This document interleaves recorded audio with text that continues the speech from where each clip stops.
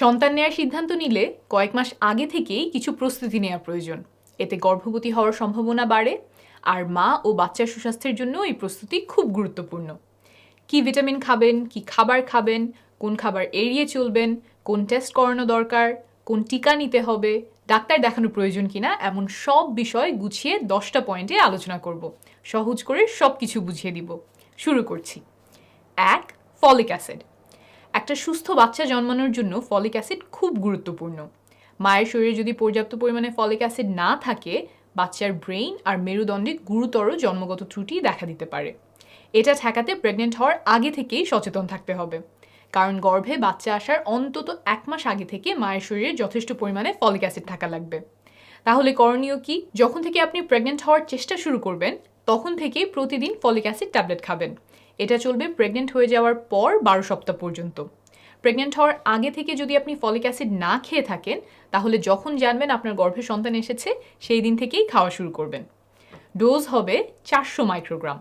কিছু ক্ষেত্রে বেশি ডোজে খাওয়া লাগতে পারে, যেমন এই কারণগুলো থাকলে। এগুলোর কোনোটা আপনার সাথে মিলে গেলে একজন ডাক্তারের সাথে পরামর্শ করবেন যে আপনার জন্য বেশি ডোজে ফলিক অ্যাসিড লাগবে কিনা। কিছু খাবারেও ফলিক অ্যাসিড আছে, যেমন পালং শাক, পাতাকপি ইত্যাদি, কিন্তু প্রেগন্যান্সির জন্য যতখানি ফলিক অ্যাসিড প্রয়োজন সেটা শুধুমাত্র খাবার থেকে নেওয়া মুশকিল, তাই আলাদা করে ফলিক অ্যাসিড ট্যাবলেট খাওয়া প্রয়োজন। 2. টিকা। আপনার যদি কোনো টিকা নেওয়া বাকি থাকে, সেগুলো এখন নেয়ার ব্যবস্থা করুন। তাহলে সেই রোগগুলো থেকে আপনি এবং আপনার অনাগত সন্তান সুরক্ষিত থাকবেন। এর মধ্যে বিশেষ গুরুত্বপূর্ণ হলো হেপাটাইটিস বি টিকা। কেন এই টিকা নিতে হবে? গর্ভবতী অবস্থায় যদি আপনি হেপাটাইটিস বি ভাইরাসে আক্রান্ত হন, তাহলে মারাত্মক রোগ দেখা দিতে পারে এবং আপনার কাছ থেকে আপনার সন্তানও এই ভাইরাসে আক্রান্ত হতে পারে। যাদের জন্ম 2003 সালের আগে হয়েছে বাংলাদেশে, তারা ছোটবেলায় এই টিকা পাননি। 2003 সাল থেকে দেশে শিশুদের এই টিকা দেওয়া শুরু হয়। আমি নিজেও ছোটবেলায় হেপাটাইটিস বি টিকা পাইনি, বড় হয়ে দিয়েছি। টিকা নেওয়ার আগে একটা রক্ত পরীক্ষা করে দেখা হয় যে আপনি এই ভাইরাসে আক্রান্ত হয়েছিলেন কিনা। আক্রান্ত না হয়ে থাকলে 3 ডোজ টিকা দেওয়া হয়। পুরো কোর্স কমপ্লিট হতে কয়েক মাস সময় লাগে। তাই এই টিকা না দেওয়া থাকলে নেয়ার ব্যবস্থা করুন। গর্ভবতী অবস্থায়ও এই টিকা নেওয়া যেতে পারে। এটা ছাড়াও ছোটবেলায় কোনো টিকা না দেওয়া হয়ে থাকলে সেই ব্যাপারে চিকিৎসকের সাথে আলাপ করুন। যেমন 2 ডোজ এমএমআর টিকা না দেওয়া থাকলে গর্ভের শিশু রুবেলাতে আক্রান্ত হতে পারে। ফলে তার হার্ট, ব্রেইন, চোখ, কানে সমস্যা হতে পারে, এমনকি গর্ভপাতও হতে পারে। এই টিকা গর্ভবতী নারীদেরকে দেয়া যায় না, তাই আগে থেকেই নিয়ে নিতে হয়। টিকা নেয়ার পর 1 মাস পর্যন্ত বাচ্চা নেওয়া থেকে বিরত থাকতে হয়। 3. আয়রন। আমাদের দেশে অনেক মেয়ে আয়রনের অভাবে রক্ত স্বল্পতায় ভোগে, কিন্তু অনেকেই জানেন না যে তারা এই রোগটাতে ভুগছেন। খাবারে পর্যাপ্ত পরিমাণে আয়রন না থাকা, মাসিকের সাথে রক্ত যাওয়া সহ বিভিন্ন কারণে আয়রনের অভাব হতে পারে। গর্ভাবস্থায় এই রোগ থাকলে নানা জটিলতার সৃষ্টি হতে পারে। প্রিম্যাচুর বাচ্চা হওয়া, বাচ্চার ওজন কম হওয়া, মৃত বাচ্চা জন্মানোর ঝুঁকি বেড়ে যেতে পারে। সুখবর হলো এই রোগটা চিকিৎসা করে সম্পূর্ণভাবে সারিয়ে তোলা সম্ভব। সাধারণত কয়েক মাস আয়রন ট্যাবলেট খেতে হয়। তাই আপনি যখন বাচ্চা নেওয়ার পরিকল্পনা করছেন, তখনই ডাক্তারের সাথে পরামর্শ করবেন। খুব অল্প খরচের একটা রক্ত পরীক্ষা করেই দেখা যায় রক্ত স্বল্পতা আছে কিনা, আয়রনের লেভেল ঠিক আছে কিনা। তারপর প্রয়োজন হলে তখন থেকেই চিকিৎসা শুরু করা যাবে। 4. Vitamin D. ভিটামিন ডি আমাদের হাড়, দাঁত, মাংসপেশি সুস্থ রাখতে সাহায্য করে। গর্ভের বাচ্চার হাড়, দাঁত সহ বিভিন্ন অঙ্গের সুস্থ গঠনের জন্য ভিটামিন ডি প্রয়োজন, কিন্তু আমাদের অনেকের শরীরেই ভিটামিন ডি এর অভাব রয়েছে। 2011-12 সালে একটা জাতীয় জরিপে দেখা যায় যে বাংলাদেশে প্রতি 4 জনে একজন নারীর ভিটামিন ডি এর ঘাটতি আছে। শুধু খাবার থেকে ভিটামিন ডি এর অভাব পূরণ করা যায় না। সাধারণত রোদে গেলে শরীর ভিটামিন ডি তৈরি করে নেয়। রোদে না যাওয়া, রোদে গেলেও শরীরের প্রায় সবটুকু কাপড় দিয়ে ঢেকে রাখা, চামড়ার রং ইত্যাদি কারণে অনেক নারীর ভিটামিন ডি এর ঘাটতি থাকে। চিকিৎসকের সাথে পরামর্শ করে জানবেন আপনার ভিটামিন ডি এর ঘাটতি আছে কিনা। ভিটামিন ডি এর ঘাটতি থাকলে তা সহজেই পূরণ করা সম্ভব। ডাক্তার বলে দিতে পারবেন কী মাত্রায় ভিটামিন ডি খেলে অভাব পূরণ হবে। 5. ক্যাফিন। গর্ভবতী অবস্থায় অনেক বেশি ক্যাফিন খাওয়া বাচ্চার জন্য ক্ষতিকর। অনেকগুলো গবেষণায় দেখা গেছে যে মা উচ্চ মাত্রায় ক্যাফিন খেলে বাচ্চা কম ওজন নিয়ে জন্মগ্রহণ করতে পারে, ফলে নানাবিধ স্বাস্থ্য সমস্যা দেখা যায়। মিসক্যারেজ বা গর্ভপাতের সম্ভাবনাও বাড়তে পারে। তাই গর্ভাবস্থায় পরামর্শ দেওয়া হয় সীমিত পরিমাণে ক্যাফিন খেতে, 200 মিলিগ্রামের মধ্যে রাখতে। হুট করে ক্যাফিন খাওয়া কমিয়ে দেওয়া অনেকের জন্য কষ্টকর হয়, তাই খুব বেশি খাওয়ার অভ্যাস থাকলে এখন থেকেই কমানো শুরু করা ভালো।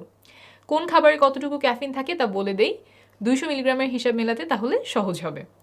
চা, coffee, Coke, soft drinks, energy drinks, chocolate ইত্যাদি খাবারে ক্যাফিন থাকে।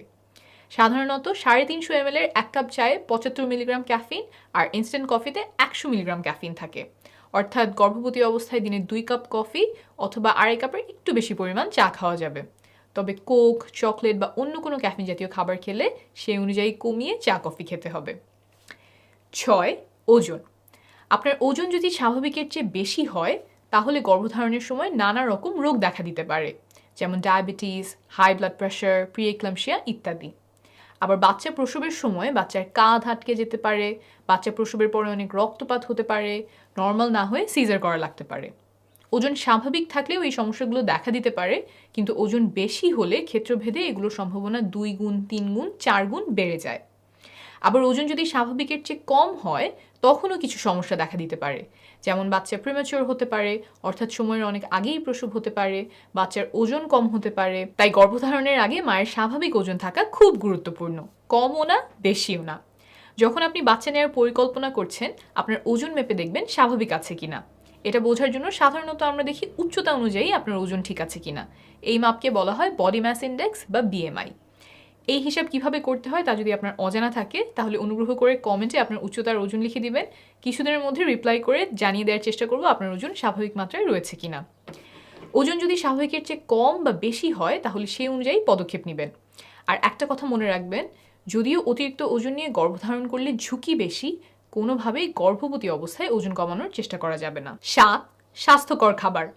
আমাদের প্রত্যেকের সবসময় স্বাস্থ্যকর খাবার খাওয়া উচিত, তবে আপনি যখন বাচ্চা নেবেন বলে ঠিক করেছেন তখন স্বাস্থ্যকর খাদ্যাভ্যাস গড়ে তোলা খুবই গুরুত্বপূর্ণ। খাওয়ার সময় দেখা যায় আমরা ভাতটাই বেশি খাই, প্লেট ভর্তি করে ভাত নিয়ে সাথে অল্প তরকারি নেই, কিন্তু এভাবে খেলে শরীরের যা পুষ্টি দরকার তা পূরণ হয় না। তাহলে কি করতে পারেন? প্লেটে আগে ভাত না নিয়ে আগে বেশি করে সবজি নেবেন। চেষ্টা করবেন প্লেটের অর্ধেক শাকসবজি আর ফলমূল দিয়ে পূরণ করতে। খাওয়ার সময় অবশ্য আমরা সাধারণত প্লেটে ফল নেই না, খাওয়ার আগে বা পরে বা নাস্তায় যে ফল খাবেন চিন্তা করবেন সেটুকু প্লেটে রাখলে সবজির সাথে ফল মিলে প্লেটের অর্ধেক ভরে যায় কিনা। তারপর প্লেটের 4 ভাগের 1 ভাগে নেবেন আমিষ জাতীয় খাবার, যেমন মাছ, মুরগির মাংস, ডাল ইত্যাদি। আর প্লেটের বাকি অংশে অর্থাৎ 4 ভাগের 1 ভাগে নেবেন ভাত বা রুটি। সাদা চাল সাদা আটার পরিবর্তে লাল চাল লাল আটা ব্যবহার করার চেষ্টা করবেন। অর্থাৎ ভাত দিয়ে তরকারি খাওয়ার বদলে আপনি তরকারি দিয়ে ভাত খাবেন। অল্প ভাতের সাথে বেশি তরকারি খেতে চাইলে তরকারিতে একটু কম মশলা লবণ দিতে হয়। এভাবে খাওয়া শুরু করলে আপনি আপনার মুখের স্বাদ অনুযায়ী রান্না অ্যাডজাস্ট করে নিতে পারবেন। কিছু খাবার এড়িয়ে চলার চেষ্টা করবেন, যেমন highly processed food, fast food, যেসব খাবারে অতিরিক্ত পরিমাণে তেল, চর্বি, চিনি, লবণ দেয়া আছে। বাসায় রান্না করা খাবারে আমরা যেই পরিমাণে লবণ, চিনি বা তেল দেই, অনেক প্রক্রিয়াজাত খাবারে তার চেয়ে কয়েক গুণ বেশি পরিমাণে দেয়া হয় সুস্বাদু করবার জন্য। তাই বাইরে থেকে কিছু কিনে খাওয়ার আগে এগুলো দেখে নেওয়ার চেষ্টা করবেন। মোট কথা, যখন আপনি বাচ্চা নেওয়ার পরিকল্পনা করছেন একটা ব্যালেন্স ডায়েট বা সুষম খাবার খাওয়ার চেষ্টা করবেন। গর্ভধারণের পরে খাবারের কিছু বিধিনিষেধ আছে, যেমন কলিজা খেতে আমরা মানা করি কারণ এতে ভিটামিন এ থাকে যা বাচ্চার জন্য ক্ষতিকারক হতে পারে। গর্ভধারণের পরের এইসব বিধিনিষেধ নিয়ে আমি আলাদা একটা ভিডিও করার চেষ্টা করব। 8.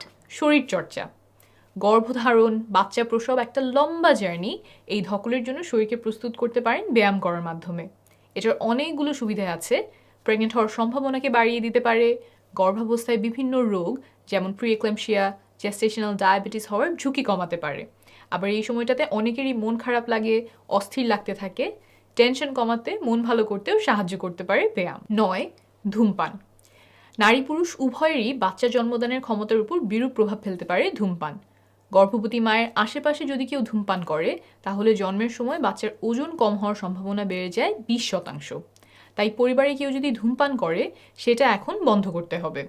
ধূমপান কিভাবে ত্যাগ করবেন সেটা নিয়ে আমি আরেকটা ভিডিও করেছি, উপরে আর নিচে ক্যাপশনে লিংক দিয়ে দিব, চাইলে দেখে নিতে পারেন। 10. রোগ নিয়ন্ত্রণ। গর্ভধারণের সময় কিছু রোগ থাকলে তা নিয়ন্ত্রণে আনা প্রয়োজন।